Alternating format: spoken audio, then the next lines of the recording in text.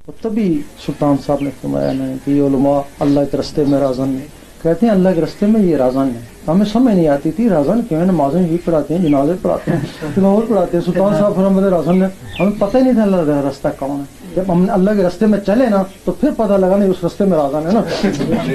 जन्नत के रास्ते की तरफ ले भी जाते हैं, डराते भी हैं, लेकिन जो अल्लाह की तरफ जाते हैं ना इससे रोकते हैं। अल्लाह के रास्ते से फिर कौन रोकते? शैतान। बेशक भाई जन्नत तो आम है ना, हम ये नहीं कहते कि सिर्फ मुसलमानों को जन्नत मिलेगी, हम तो कहते हैं अगर ये यहूदी हैं, ये भी अहले किताब है ना, अपने नबी की अपने वक्त इन्होंने भी इताअत करी है ना भाई, अपने वक्त में जो इनके नबी थे उनकी इन्होंने इताअत करी है ना, ईसाइयों ने भी अपने नबी की इताअत करी है ना। अगर हमारे नबी को नहीं समझ सके, नबी के बाद जो यहूदी से वो नहीं समझ सके थे ना, पहले वो क्या कसूर है? ये हमारे नबी से जो पहले आए हैं यहूदी ईसाई, उनका क्या कसूर है? अगर उन्होंने इनको नहीं माना, वो उससे थे ही नहीं। और हाँ कसूर हमारे नबी के बाद जो यहूदी ईसाई हैं उनमें अहले किताब में, अब उनका भी कसूर कौन है? उनके जो राह है उन्होंने बताया ना, ईसा अलैहिस्सलाम का दर्जा ज्यादा है ना, पर ये खुद हमारे अल्लाह ने उलझाया है। कहते हैं गोरख तंदा है, और सही कहा उसने, फतवा लगाते हैं भाई सारे नबियों को क्यों नहीं कहा रूह अल्लाह, ईसा अलैहिस्सलाम को कलमा पढ़ा रूह अल्लाह, सुभान अल्लाह। दर्जा हजूर पाक को ज्यादा दिया, लेकिन इनके कहा रसूल अल्लाह, रसूलों में शामिल कर दिया, और सिर्फ ईसा अलैहिस्सलाम को मेरी रूह है, रूह अल्लाह उलझा दिया ना। तो जिनको उलझा दिया उनका क्या कसूर है? हम ये नहीं कह सकते हैं वो दोस्तियाँ हो सकता, अल्लाह ताला उनको भी बख्श दे, गुंजाइश है। हम नहीं कह सकते हैं कि वो दोस्ती होंगे, अल्लाह ताला उनको भी बख्श देता है। और हमारा ईमान ये भी है, हमने कई सिखों को भी ऐसे देखा है जिनके अंदर तड़प है अल्लाह की, उनको रास्ता नहीं है, उनको तड़प है हम उस अल्लाह को पहुँचे, हमको सही रास्ता मिले, लेकिन हमको रास्ता मिलता नहीं है। हम सिख हैं, मुसलमानों में जाते हैं, हमको वहाँ भी रास्ता नहीं मिलता। यहाँ इधर डुगडुगियाँ बजा रहे हैं, उधर भी मस्जिद मत्थे टेक रहे हैं ना, वो कहते हो तो मत्थे टेक रहे हैं तो डुगडुगियाँ बजा रहे हैं, बात तो यही की है, अंदर से वो भी काले हम भी काले। वो कहते हैं हम उतने फराडी नहीं हैं जितने तुम्हारे मुसलमान फराडी हैं। पहले इंग्लैंड में ईसाई ने हमको कहा तो हमको बीमारी आती नहीं थी, जब से मुसलमान इसने हमको सिखाई। तो फिर हम कैसे कहें कि इनमें अल्लाह है? जिस तरह हमारी डुगडुगियाँ उनके मत्थे टेक रहे हैं, बस अल्लाह उनमें भी नहीं है। वो भी तालब है हमको कहीं से अल्लाह मिले, तो जो भी तालब है अल्लाह ताला अमलों को नहीं, नीयतों कल्बों को देखता है। नीयत कल्ब को देखता है, उसकी नीयत है अल्लाह को पाने की, लेकिन उसको रास्ता नहीं है। हम कहेंगे वो भी सही है, जो अल्लाह का तालब है, अल्लाह नहीं मिलता, तालब है ना, उसको तलब है ना, तो वो भी सही है। हम कैसे कहें अल्लाह ताला उसको नहीं बख्शेगा? ये सारे रास्ते जो है ना, ये क्योंकि सब के लिए ना। अब हम ये भी नहीं कहेंगे कि शैतान है, कि दोस्ती है, मेहरबान आ जाए, कभी लहर आ जाए, कोई ऐसा काम कर बैठे जिसमें चोर घोस्ट पर घर चढ़ गया और शैतान किसी ऐसे वाली को टकरा जाए, उसी के साथ उसको बख्श ऊपर नहीं, मर्जी उनका मूड है।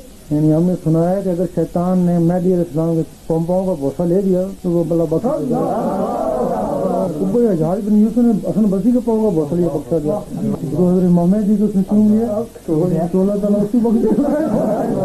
इसलिए जन्नत के रास्ते में वो रोका नहीं है, क्योंकि खुद भी उसकी उम्मीद है ना, अल्लाह के रास्ते में रोकता नहीं।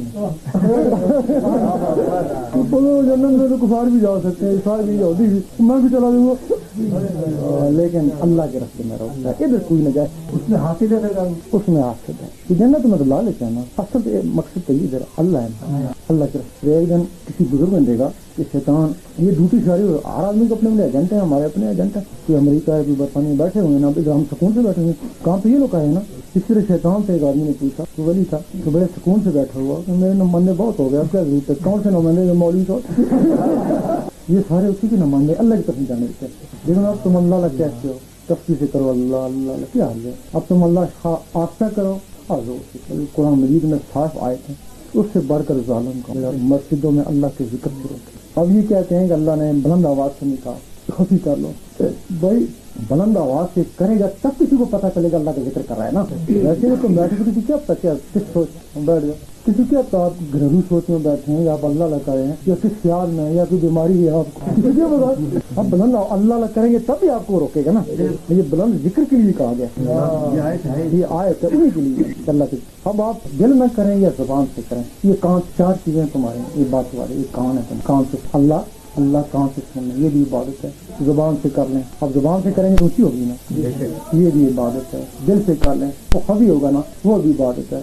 आंखों से अल्लाह लिखा, उसी को देखते रहे, ये इबादत है ना, ये भी आंखों से देखना भी इबादत है ना।